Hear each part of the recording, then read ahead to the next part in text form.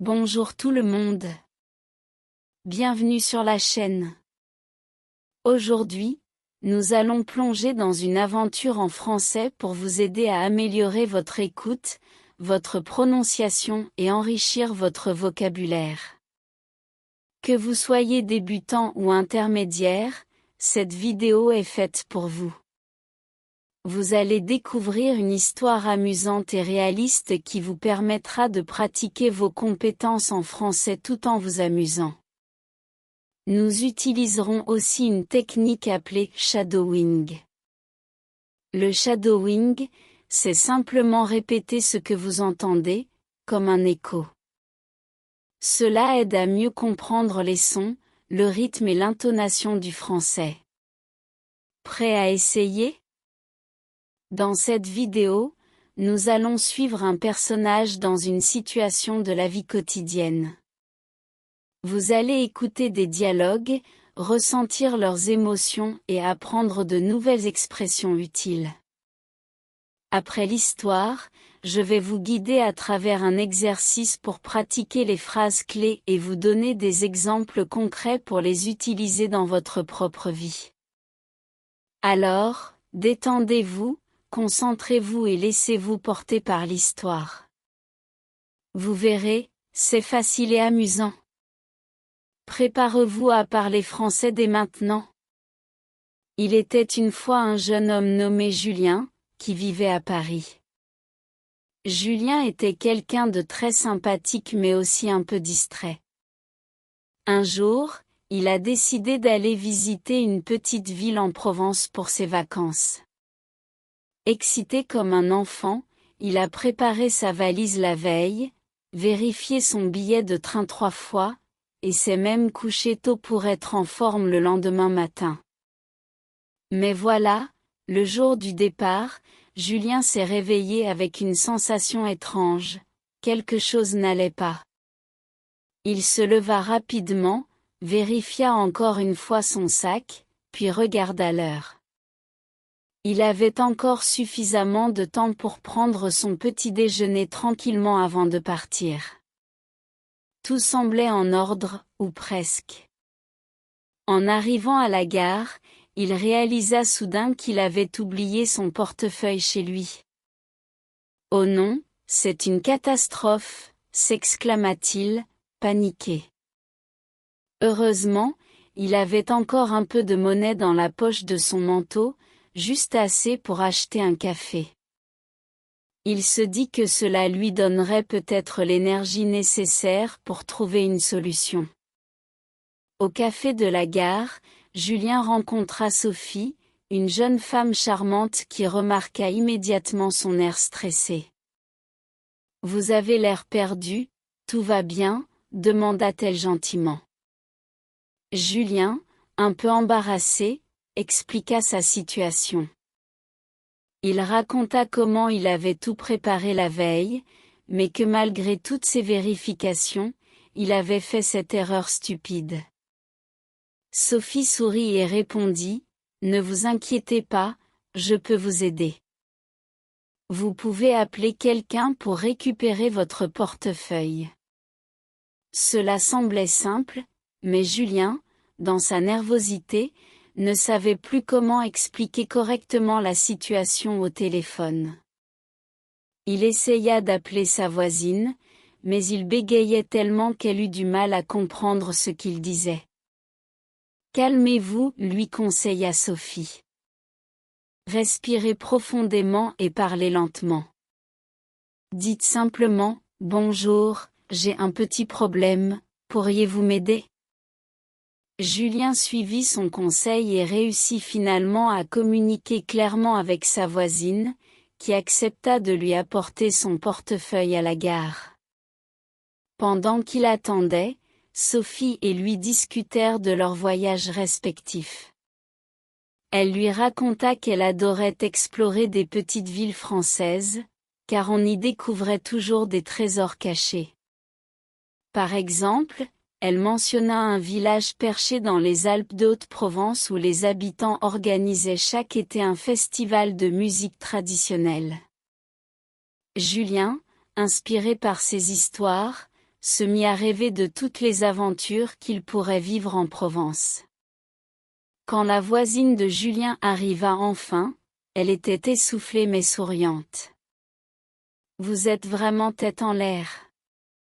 Mais bon, heureusement que vous êtes sympathique, dit-elle en lui tendant son portefeuille. » Julien la remercia chaleureusement et offrit un café à Sophie pour la remercier elle aussi. « Merci infiniment, sans vous, je serais encore en train de paniquer, dit-il avec un sourire timide. Après cet incident, Julien monta dans son train, soulagé mais aussi un peu amusé par la situation.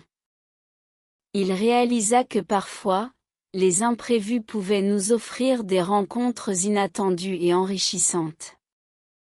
Et grâce à Sophie, il avait non seulement récupéré son portefeuille, mais aussi appris quelques phrases utiles pour rester calme et poli en toutes circonstances. Le voyage ne faisait que commencer, et Julien se sentait prêt à affronter ce qui l'attendait avec un peu moins de distraction, espérait-il. Maintenant que vous avez suivi l'histoire de Julien, il est temps d'en extraire quelques expressions et phrases clés qui vous seront très utiles dans des situations similaires. Nous allons travailler ensemble sur ces mots et expressions pour enrichir votre vocabulaire. Répétez après moi pour améliorer votre prononciation. 1. C'est une catastrophe. Cette expression signifie qu'une situation est vraiment grave ou problématique. Par exemple, si vous perdez vos clés ou oubliez quelque chose d'important, vous pouvez dire « Oh non, c'est une catastrophe ». Cela peut également être utilisé de manière légèrement exagérée, par exemple lorsque vous êtes en retard à un rendez-vous important. Mon Dieu, je suis en retard. C'est une catastrophe. Répétez après moi, c'est une catastrophe. 2. Ne vous inquiétez pas. Vous pouvez l'utiliser pour rassurer quelqu'un ou pour vous calmer vous-même.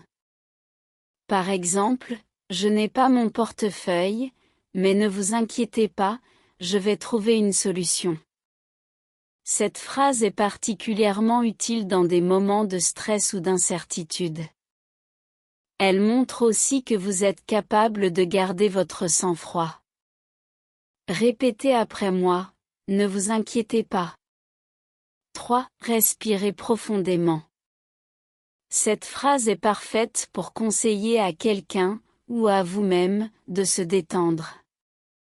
Si vous êtes stressé avant un examen ou une présentation, essayez de dire « Respirez profondément ». Cela peut aussi être un excellent moyen de calmer un ami ou un collègue anxieux. Par exemple, tu as l'air nerveux. Respire profondément, tu vas y arriver. Répétez après moi, respirez profondément. 4. Pourriez-vous m'aider? Une manière polie de demander de l'aide. Vous pouvez l'utiliser dans n'importe quelle situation où vous avez besoin d'assistance, comme au restaurant, dans un magasin, ou même dans une gare. Par exemple, excusez-moi, pourriez-vous m'aider à trouver la sortie? Ou encore, je cherche un livre spécifique, pourriez-vous m'aider à le localiser? Répétez après moi, pourriez-vous m'aider? 5. Merci infiniment. Par exemple, merci infiniment pour votre aide aujourd'hui, je ne sais pas ce que j'aurais fait sans vous. Cette phrase est plus formelle et élégante que simplement dire merci. Elle montre votre gratitude sincère et peut être utilisée dans des contextes variés, comme après une conversation importante ou lorsqu'on vous rend un grand service. Répétez après moi, merci infiniment. 6. Vous êtes tête en l'air. Cette expression décrit une personne étourdie ou distraite, comme Julien dans notre histoire. Vous pouvez plaisanter avec un ami en disant « Tu as encore oublié ton téléphone ?» Mais tu es vraiment tête en l'air. Elle est souvent utilisée de manière affectueuse, surtout entre amis proches ou dans des situations légères. Répétez après moi, vous êtes tête en l'air. Prenez le temps de pratiquer ces phrases plusieurs fois. Essayez de les utiliser dans votre vie quotidienne, que ce soit pour jouer un rôle dans une conversation imaginaire ou simplement pour vous exprimer en français. Plus vous les intégrez naturellement, plus vous gagnerez en confiance. Allez-y, répétez-les encore une fois, c'est une catastrophe. Ne vous inquiétez pas. Respirez profondément. Pourriez-vous m'aider? Merci infiniment. Vous êtes tête en l'air. Bravo, vous faites déjà des progrès. Et voilà, nous arrivons à la fin de cette aventure en français. J'espère que vous avez apprécié l'histoire de Julien et que vous avez appris quelques nouvelles expressions utiles. N'oubliez pas que le français, comme toute langue, s'apprend mieux en pratiquant régulièrement. Alors, mettez en action ce que vous avez appris aujourd'hui, essayez d'utiliser ces phrases dans vos conversations ou même devant votre miroir. Plus vous les répétez, plus elles deviendront naturelles. Si vous avez aimé cette vidéo, n'hésitez pas à laisser un commentaire pour me dire ce que vous en avez pensé. Par exemple, écrivez une phrase avec « Merci infiniment » ou racontez-moi une petite anecdote où vous avez été « tête en l'air ».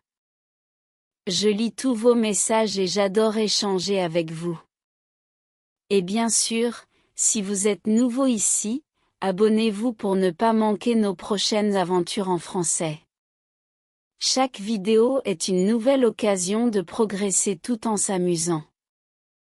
Enfin, souvenez-vous que chaque petit effort compte. Même si vous faites des erreurs, c'est normal et même essentiel pour apprendre. Comme Julien, vous pouvez transformer un moment stressant en une belle opportunité de rencontre et de découverte. Alors, continuez à parler, écouter et explorer le français. Vous êtes sur la bonne voie, et je suis fière de vous accompagner dans ce voyage. À très bientôt pour une nouvelle histoire et de nouveaux mots. En attendant, pratiquez, souriez, et surtout, parlez français. Au revoir et à la prochaine.